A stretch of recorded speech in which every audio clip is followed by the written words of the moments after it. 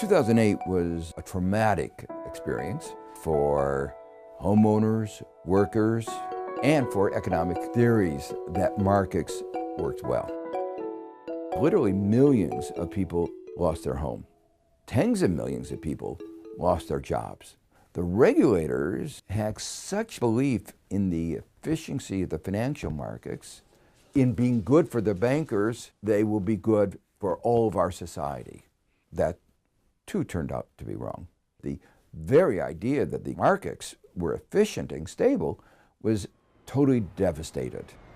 Before the crisis, scarce capital was allocated clearly to uses that were not good.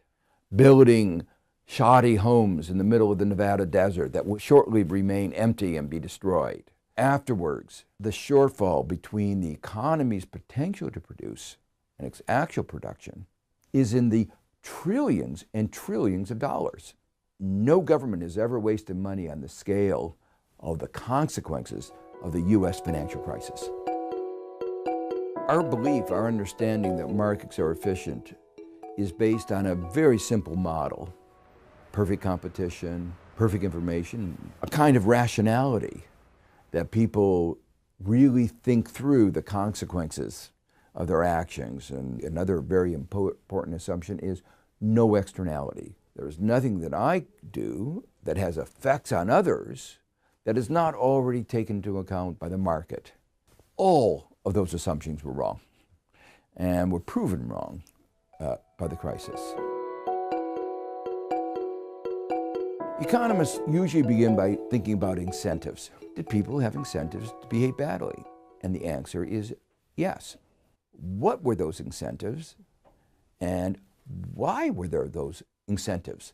And in fact, they had incentives to create incentive structures that were bad. In the late 90s, we formed these mega banks. These banks became too big to fail. If you take a risk and you win, you walk off with the profits. But if you gamble and lose, the government picks up your losses. There is an innate incentive to undertake excessive risk. Exactly what they did. When you have an economic system like that, the too big to fail banks can get access to capital at a lower interest rate because those who lend it money say there's no risk because the government will bail it out if they make a mistake. So the too big to fail banks get bigger and bigger. So the system has a dynamic instability to become even more distorted. Inside the firm, if you look at the incentive structures, managers of the banks got a large percentage of the profits if things did well. If as a result of those gambles the next year they lost, they didn't have to bear the consequences.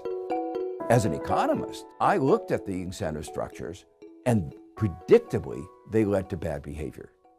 Many of us believed before the crisis you needed good regulation.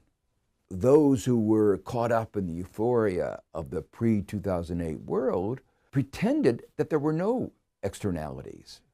We've had economic fluctuations before.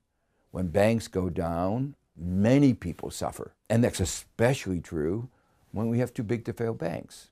The reason they're too big to fail is because there are these macroeconomic consequences. So we have this vocabulary that recognizes that there are macroeconomic consequences, and we had regulators that pretended that there weren't. It was, you might call a perfect storm, a perfect recipe for a massive market failure. The basic lesson that I think should be taken away from the crisis of 2008, markets on their own are not efficient or stable. We realize that there are these externalities. There are things that one person can do, one organization can do that affect others. We're never going to get to what we would say is a perfect working system, but we can get something much better than we are now. We're always trying to strive to get the right balance. We know that a system in which the state does everything doesn't work. The big lesson of the crisis of 2008 was that we could lose balance on the other side too.